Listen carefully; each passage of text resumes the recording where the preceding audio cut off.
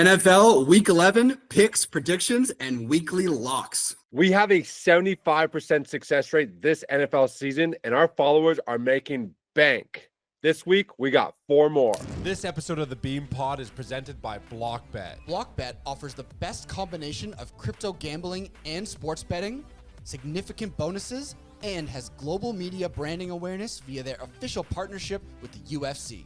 Here's how to join BlockBet while receiving the maximum bonus and rewards. Using our exclusive Beanstock promo code, you can sign up now and receive a 200% deposit match bonus of up to $500 and 50 free spins on Gates of Olympus. And if you deposit 50 block or more, you will receive 50 additional free spins on Sweet Bonanza. We've been making a ton of money using BlockBet, and now you can too. Welcome to Beanstock Bets. This is Shane, aka Jolly Green. This is Josh, aka Nifty. Today we've got NFL Week 11 betting predictions and some absolute locks to make sure you guys make money. Out of all the weeks so far this year, this looks to be the most challenging. So if I'm a bettor out there, I'm looking at this week's spreads. I'm like, oh my God, who do I take? Well, luckily, we are pros at doing this over the course of the past 6 weeks with our 75% accuracy. Let's dive into some of these very difficult matchups. I think we should start with maybe the Steelers, who are underdogs by 3 at home versus the Ravens. Yeah, I mean, look, I have to say this is a very challenging week. Our 75% accuracy is going to be put to the test, but we've done a lot of research on these games. There's a lot of interesting, these are some classic NFL rivalry games this weekend, so it's going to be good viewing. We've got Steelers, Ravens, Packers, Bears, all kinds of good ones. So let's start with Steelers Ravens. This is a classic, modern day football. You think about the modern NFL. Is there a more classic rivalry than Steelers Ravens? I'm not sure. And you have the Steelers at home right now as an underdog. And this is the first thing that stood out to me. Pittsburgh has won 7 of the last 8 against the Ravens. Now, this is despite the Ravens probably being the better team over the last, 4 or 5 years. But that means the Steelers, sometimes certain teams have the number of other players. Maybe it's the coaching, the playing styles, the schemes, the blitzes, whatever it is. But when you see the Pittsburgh Steelers winning 7 of 8 against the Ravens and being an underdog at home, that piques my interest. Yeah, I think Tomlin, he cooked something up here. The Steelers are so tough at home, especially when they're playing an amazing rivalry like the Ravens. So the way I see this game going is I think we need to highlight, first of all, the Ravens, that offense is absolutely incredible. They can move the ball up and down the field. They're putting up 35 points a game. Insane. One of the league's best offenses.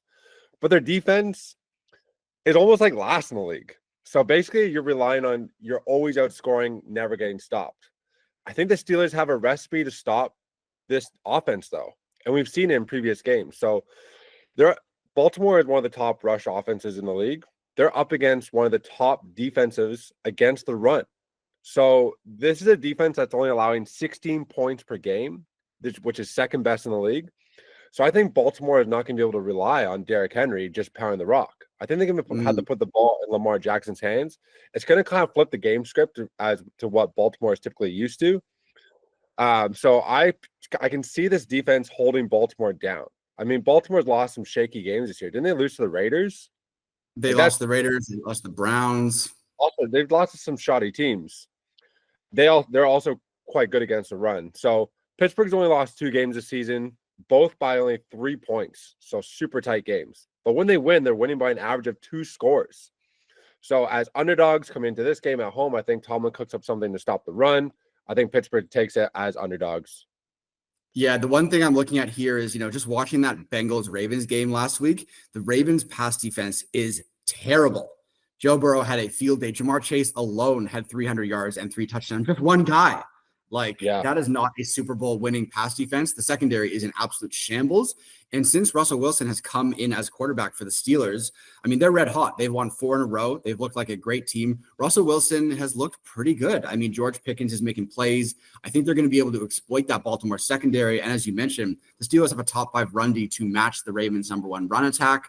So I think putting the ball in Lamar Jackson's hands, maybe he fumbles the ball, maybe he throws a couple of picks.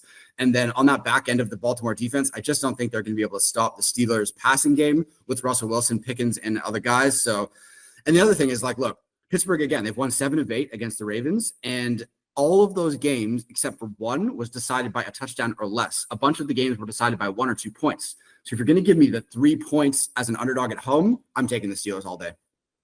All right, so we got the Steelers as underdogs by 3 at home versus the Ravens. Up next, we have another game that is, it's a rivalry. It's a West Coast rivalry. The Niners are at home against the Seahawks. The Niners are 6.5 favorites. What do we see here? All right. So yeah, and again, like another great division rivalry game. It's nice the way that week is stacked up. So right away, I'm looking at the stats here. 49ers have won 6 in a row versus the Seahawks. 5 out of 6 of those were by double digits. This rivalry has not been close. They just beat them by 12 points in Seattle a month ago without Christian McCaffrey. Okay. Now they're in San Francisco and it's only a 6.5 spread. I know San Francisco hasn't been quite right this year, but I think they're slowly coming to. They won last week, despite all the best efforts of their kicker, Jake Moody, to throw the game before he made the game-winning kick. C-Mac seems like he's being eased into the, he wasn't out there every play. Obviously, he missed the first two months of the year, but I think he's going to get stronger as the year goes on. Seattle, they've been pretty bad after their hot start. They've lost 5 of 6, including a devastating overtime loss against the Rams in their last game. They live and die through the air with Geno Smith. They're not going to be able to get anything done on the ground. The run game stinks. San Francisco absolutely balls up the run. So when you look for me, I see San Francisco, who has a improving offense with their best player, most talented player, Christian McCaffrey back. They own the Seahawks. They're at home. I think they win this game by a touchdown easily. This is an improving offense, and the 49ers are an offense that is 5th ranked for a rushing offense and 2nd ranked passing offense. And now they're bringing back CMC. This is crazy. This is a 5th ranked rushing offense that's up against a 26th ranked defense against the run, and a 2nd ranked passing offense up against a 20th ranked defense against the pass. That is insane stats. So what I see here is a Seahawks team that when they lose by a lot. They've lost 5 of the last 6 by 13, 9, 12, 21, and 6. Versus a Niners team that when they win by a lot. Winning by 13, 7, 12, 6. So I think that this is a team where the matchups on offense, the Seahawks just are not going to be able to hold down the Niners offense here. I think they're just going to be able to run the ball. They're going to be able to pass the ball. Geno Smith, he's going to make the typical Geno Smith type of plays that he makes. And although the Seahawks have an excellent pass game, they turn the ball over all the time. Geno Smith is throwing like 2 to 3 interceptions a game in crucial moments. You can't be doing that. Yeah. So I don't think they're going to be able to keep up with the Niners at home. Yeah, I think I'm just going to continue to bet on talent here. I know the Niners haven't looked like the team that almost won the Super Bowl last year, but I think they're going to slowly morph into that team down the second half of the season. So yeah, I think they come out with another statement here and absolutely pound their division rival, which they own these guys. Like it's hard to reverse these trends, Yeah. All right. Let's jump into another classic rivalry. But before we do, we just want to let you guys know we are making all these picks on Block Bet. There's a reason we do it because the parlays pay an extremely large amount compared to any other platform out there. When you do a 4-game parlay, you're getting a 15% bonus. You do a 5-game parlay, you're getting 20% bonus. 6-game parlay, 25% bonus. It is unmatched. We've done that. We've done the math, and it always pays out better to do these parlays, which we are doing. We are doing parlays on this. It just pays out better. It makes more sense. You're giving away free money by not using Block Bet. Yeah, 100%. Right, so and we have the, if you want to go on Block Bet, if you're not already on, check the link in the description. Not only do you get the best odds on every NFL game, but you get a deposit bonus and all kinds of free spins on their casino part as well. So check it out. Yeah. So the next game we like here is it's Bills at home. They're 2.5 favorites versus Kansas City. This is an interesting one because we have an undefeated team who are underdogs in this game. What do we like here? Oh man, the Chiefs, Like, how are these guys still winning games? It's unbelievable. It's a head scratcher. So let's go back a little bit. They should have lost at home against the Broncos last week. The Broncos couldn't make a 35-yard field goal to win the game. It was blocked. That is a game they should have lost. 2 weeks ago, they basically got handed the game by the refs against the Bucs again at home. So they're struggling at home against Broncos. They're okay. The Bucs are okay. These are not like great teams, right? Okay, now the Chiefs are going on the road to Buffalo, who is undoubtedly one of the top teams in the league. Buffalo, they lose to the Chiefs every year in the playoffs, so this is a rivalry game. Josh Allen needs to step up and play his best game against the Chiefs. The Bills have won 5 in a row. These guys are putting up 30-plus points every single game. The Chiefs, however, their offense is struggling. They've only scored 30 points once all season. The offense is not good. They're banged up. Mahomes is dink and dunking his play away down the field. The Chiefs had the league's 30th ranked yards per carry on the ground. Their run game is terrible. Mahomes he's got the 21st ranked yard per attempt, which means he's giving short passes all the way down the field. The Bills defense isn't their strength, but I think the Bills offense is going to score enough points to get ahead of the Chiefs. And I just don't think this formula of no run game and dink and dunk your way down the field is going to be able to keep up with Josh Allen and the high octane Bills offense. So yeah, I think the Bills are going to show up here, end the Chiefs' undefeated season, and win by at least 3 points. Yeah, you mentioned KC's victories against the Bucks. What we also don't talk about is a phantom pass interference call that happened in the Bengals, where the Kansas City Chiefs ended up winning by 1 point, the last second field goal. They also beat Baltimore by the hair of their toenail, Baltimore's toenail, at the end of the game there. They've also have wins against the 2-7 Raiders and the 3-7 Saints. This team is a absolute facade. They are so shite this year. Mahomes, he's a middle of the pack QB, 12 TDs, 9 interceptions. He's up against Josh Allen, 17 touchdowns, 4 interceptions. When Buffalo wins, they're winning big. 5-game winning streak. Their winning margin this season, 24, 21, 10, 37, 21. When they win, they're winning big. So Kansas City on the road, I think, we went to the Bills KC game a couple years ago. You and I, when we were in Kansas City, they're watching that game. And it just seems like Josh Allen really turns up for these types of games. And you can see it. You can see like the passion he brings to the energy. Like I see the Bills, I think, hopefully the weather conditions are a little bit challenging for Kansas City. They come in there all banged up. I think Mahomes has like that hip pointer or something going on right now. So maybe some cold weather could affect that. So anyways, I'm looking at Bills as that 2.5 favorite. I think they take it over Kansas City and hand them their first loss this season. They are due. Yeah, 100%. We want the Chiefs to lose finally this week, and I think the Bills are going to be the team to do it. So let's go into our next game. This is, again, it's another classic rivalry game, right? We got the Green Bay Packers traveling to go play the Chicago Bears. This is one of those NFC North games, classic rivalry. What do we think of for this one? Okay, this is I think this is the lock of the week. So if you got big money, put it down this game. So the Bears the Bears are on a 3-game slide. Green Bay is coming off a much needed bye. Chicago just fired their offensive coordinator. So I'm not sure who's going to be popping there making the calls. Who's going to be doing that in crucial moments. This is when you make those mistakes on third down stuff. The Bears are averaging just 9 points per game over the last 3 games. They're 30th in total offense, 30th in passing, 24th in rushing. Then let's look at the stats. And I think this all stems from after that Commanders loss, when the defensive back was looking at the crowd and they did that Hail Mary and they lost last second. That is when I even sound like, man, this season now is going to turn around for the Bears. They're going to turn into an absolute gutter team. They just lost to the Pats. So the Green Bay has a 50-15 record against the Bears since 1992. Matt LaFleur, he is 10-0 against Chicago over the last 5 years as a Green Bay coach. Green Bay is 19-2 in the last 21 games against Chicago. Green Bay is essentially a part owner of the Bears because they absolutely demolish them every single time. So by 5.5, I think this is easy pickings. Yeah, I mean, look, the Bears offense is terrible. They have scored exactly 0 touchdowns in their past 2 games. 0. And that's against the Patriots and the Cardinals. These are not top 5 defenses. These are run-of-the-mill teams. The Bears aren't even scoring 1 touchdown a game.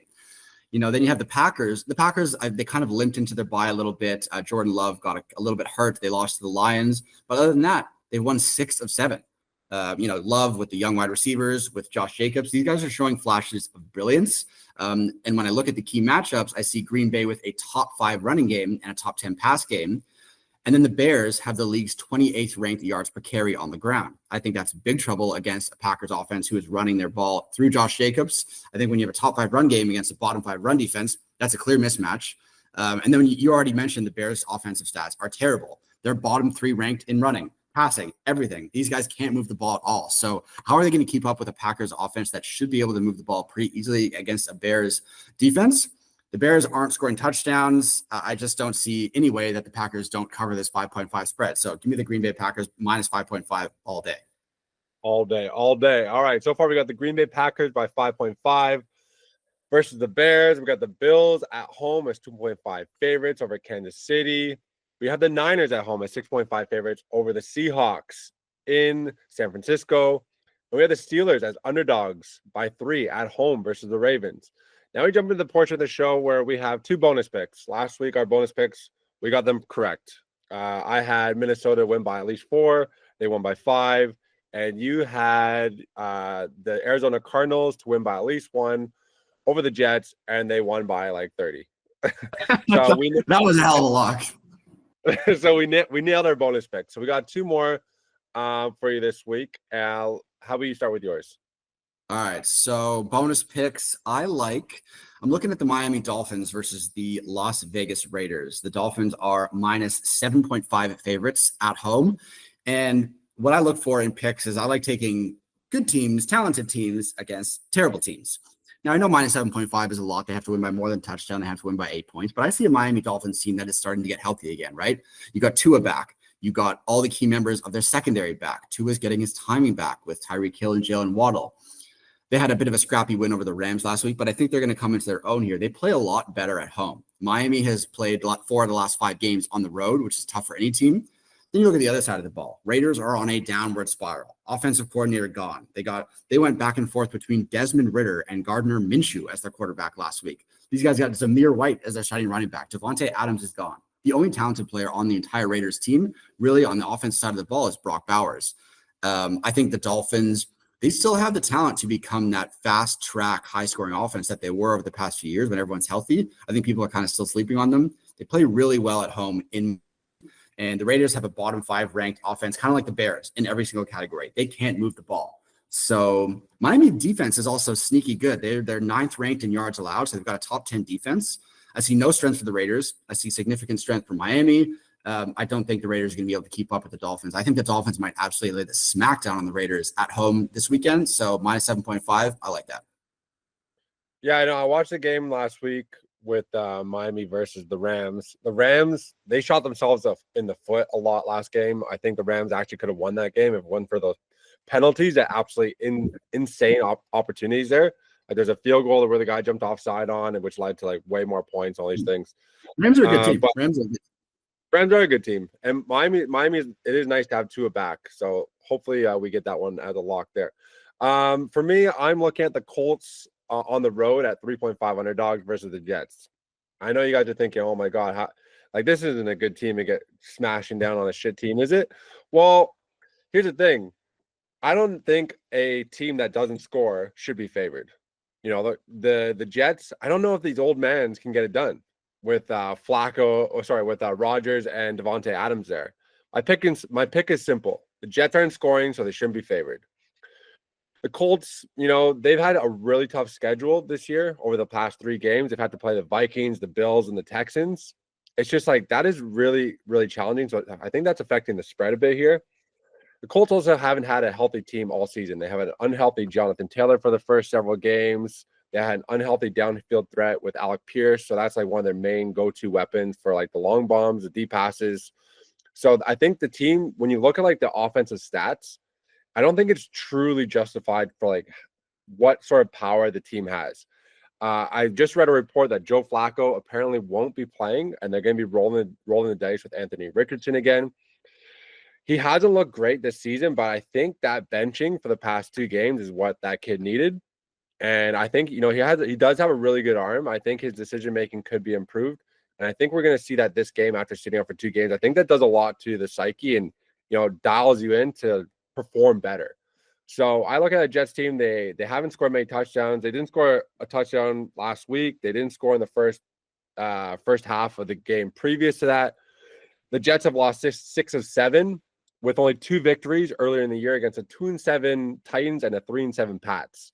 So they're not winning. How can they possibly come into this game favored? I don't understand it. So I'm taking the Colts as underdogs here. Yeah, I mean, I had a similar thesis when I took the Cardinals -1 or whatever it was last week, and then they absolutely demolished the Jets. So we'll see if the Jets can continue their role of stinky play. Hopefully, let's see. Yeah. Anyway, all right. So if you guys like the four weekly locks that we both agreed on, you can bet on all of those directly on BlockBet. You can find our Beanstock bets, parlay, combo bet on BlockBet, where you're going to get 15% combo boosts. And you can even add our bonus picks to that and get 20 or 25% bonus if you want. So yeah, look, as we said before, link for BlockBet sign up in the description. You get deposit bonus, all that stuff, best odds. You shouldn't be betting anywhere else. And look, if there's any games that you disagreed on, or if you agreed, or you like it, or you want to us to talk about different teams, let us know in the comments and we'll look at it for next week. And then make sure you tune to the next episode, Because that one is going to be a banger.